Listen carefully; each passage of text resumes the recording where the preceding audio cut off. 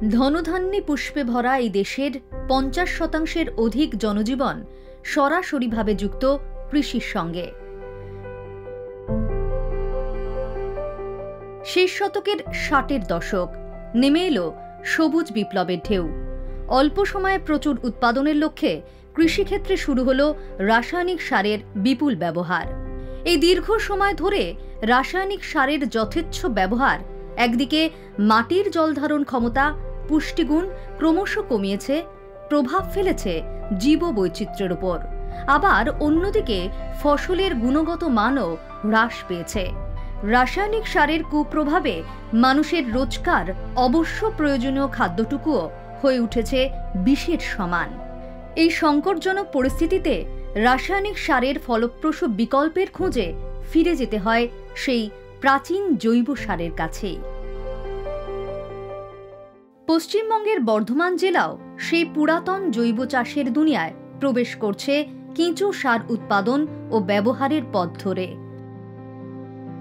গত বছরের শুরুতেই জেলা প্রশাসনের উদ্যোগে বর্ধমান শহরে অনুষ্ঠিত এক কর্মশালায় সূচনা হয় কেঁচো সার উৎপাদনের এই প্রকল্পটির।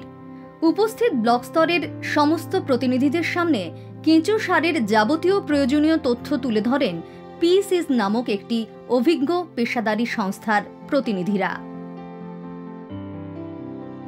আসুন জেনে নিই কেঁচো সার আসলে কি। পচা জৈববস্তুর ওপর ছেড়ে দেওয়া কেঁচো ওইসব জৈববস্তু খেয়ে যে মলত্যাগ করে তাকেই বলা হয় কেঁচো সার বা ভার্মি কম্পোস্ট। কেঁচো সার তৈরিতে কি কি কাঁচামাল লাগে? সবুজ মিষ্টি জাতীয় লতাপাতা, কলা গাছ, কচুরি পানা, কচু গাছ, তরকারির খোসা, কাঁচা গোবর ইত্যাদি। কেঁচো সার তৈরিতে কি কি ব্যবহার করা যাবে না? টক জাতীয় বস্তু, তেঁতো জাতীয় বস্তু, ঝাল জাতীয় বস্তু, মাছের কাঁটা, মাংসের হাড় ইত্যাদি। কেঁচো সার তৈরিতে কোন ধরনের কেঁচো ব্যবহার করা হয়?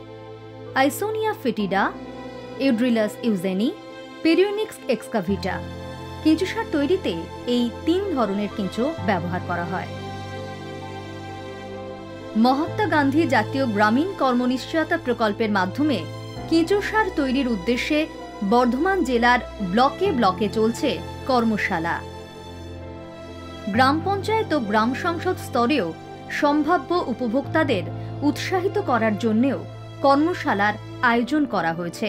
কর্মশালাগুলিতে স্বনির্ভর গোষ্ঠীর মহিলাদের অংশগ্রহণ ছিল দেখবার মতো।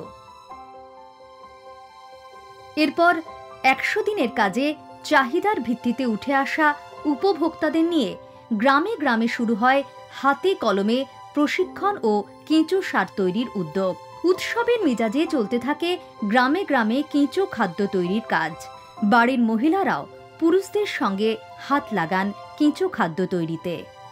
সংগৃহীত কলা গাছ, কচুরি পানা, কচু গাছ ইত্যাদিকে প্রথমে ছোট ছোট টুকরোয় কেটে নেওয়া হচ্ছে, পরে এগুলিকে ভালো করে মিশিয়ে নেওয়া হচ্ছে। সারাদিন রোদ পায় এমন একটি জায়গায় প্রথমে এই জৈব পদার্থর মিশ্রণকে ৮ থেকে ১০ ইঞ্চির মতো উঁচু করে বিছিয়ে দেওয়ার পর তার উপর ছড়িয়ে দেওয়া হচ্ছে ঘন গোবর জল।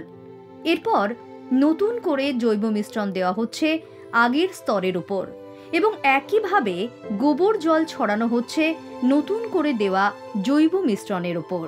এইভাবে পর্যায়ক্রমে জৈব মিশ্রণ ও গোবর জল দিয়ে ৪ থেকে ৫ ফুটের মতো উঁচু করে সমগ্র স্তূপটির ওপর মাটি ও গোবর জলের পেস্ট তৈরি করে প্লাস্টারের মতো করে লেপে দেওয়া হয় এবং পলিথিন শিট দিয়ে ১৫ দিন ঢেকে রেখে দেওয়া হয়।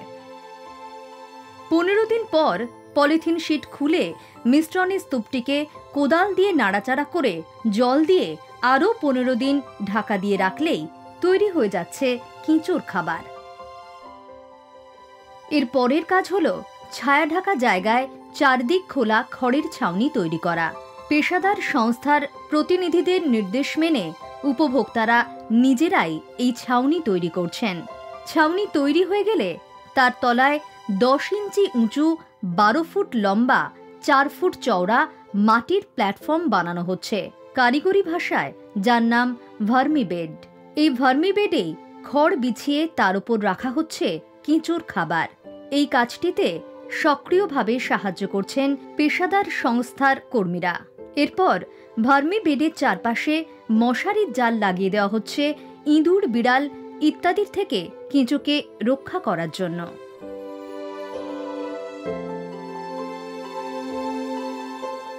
এবার পালা কেঁচো বা ভার্মি ছাড়ার। পেশাদার সংস্থার কর্মীরা ওজন করে কেঁচো উপভোক্তার হাতে তুলে দিলে তিনি সেই কেঁচো ছেড়ে দিচ্ছেন ভার্মি বেডে থাকা কেঁচো খাদ্যের ওপর। বেডটিকে সামান্য জলে ভিজিয়ে তার ওপর পাটের বস্তা চাপিয়ে দিয়ে 2-3 দিন অন্তর ওই বস্তার উপর জল দেওয়া চলে। ভার্মি বেডে লাল পিঁপড়ের আক্রমণ খুব সাধারণ ঘটনা। তা আটকাতেই বেডের চারধারে ঘরোয়া পদ্ধতিতে হলুদ লঙ্কার গুঁড়োর মিশ্রণ দিয়ে কাটা হয় গণ্ডি। 40 থেকে 45 দিন পর ভার্মি বেডের ওপর কেঁচোর খাদ্যের জায়গায় দেখা যায় সিটিসি চায়ের মতো দানা। এই কালো দানাগুলি কেঁচো সার। প্রথম চক্রের কেঁচো সার তৈরি সফল। এবার প্রয়োজন ওই সারকে খাদ্য থেকে আলাদা করে শুদ্ধ করে প্যাকেটবন্দি করা।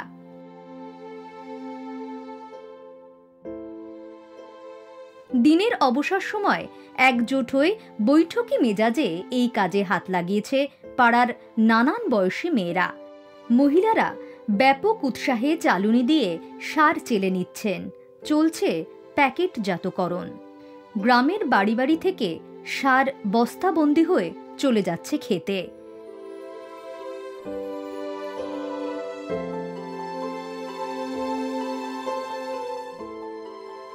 ধান, আলু, সর্ষে সমেত বিভিন্ন সবজির ফলনে এই সারের ব্যবহার ব্যাপক হারে বৃদ্ধি পেয়েছে।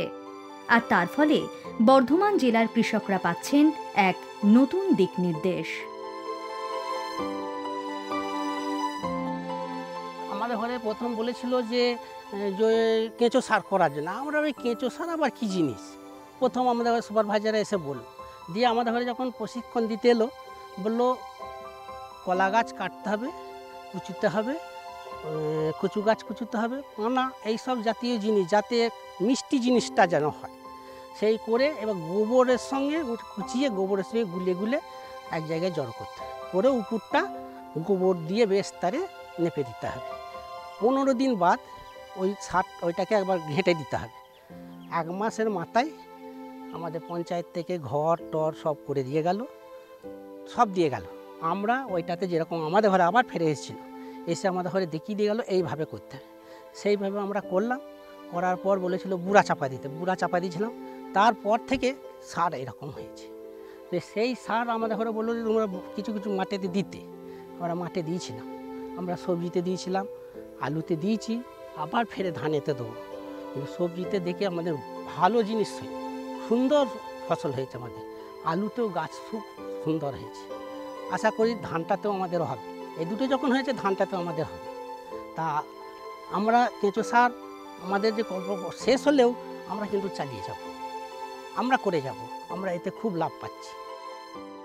শুধু তাই নয়, কেঁচো সারের ব্যবহারের জেরে বেশি দাম দিয়ে রাসায়নিক সার কেনা আগের থেকে অনেকটাই কমাতে পেরেছেন কৃষকরা।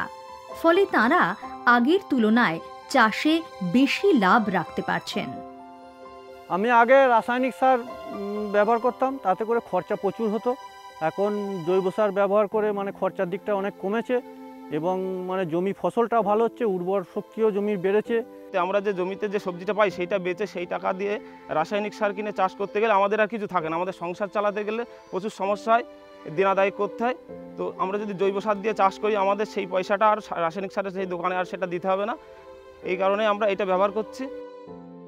অন্যদিকে আবার নিজেদের জমিতে ব্যবহার করার পর যতটা সার উদ্বৃত্ত থেকে যাচ্ছে, তা বাজারে বিক্রি করেও কিছু বাড়তি টাকা আয়ের রাস্তা খুলে গেছে ওদের সামনে। বর্ধমান জেলায় কেঁচো সার তৈরি ও তার ব্যবহারকে সফল করতে অন্যতম গুরুত্বপূর্ণ ভূমিকা পালন করছে মহাত্মা গান্ধী জাতীয় গ্রামীণ কর্মনিশ্চয়তা প্রকল্প বিভাগ।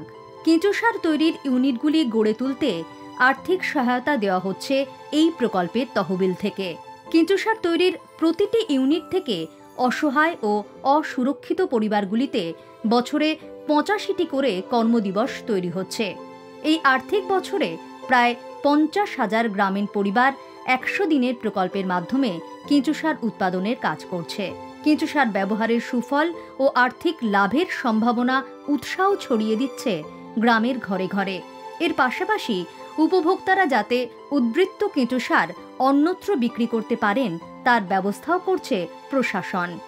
একদিকে প্রশাসনের এই সার্বিক প্রয়াস, আর অন্যদিকে জৈব চাষ সম্পর্কে সাধারণ মানুষের প্রবল উৎসাহ। আশা করা যেতেই পারে যে কেঁচো সারের উৎপাদনের ক্ষেত্রে বর্ধমান জেলার এই পদক্ষেপ অদূর ভবিষ্যতে কৃষিক্ষেত্রে আনবে এক নতুন জোয়ার।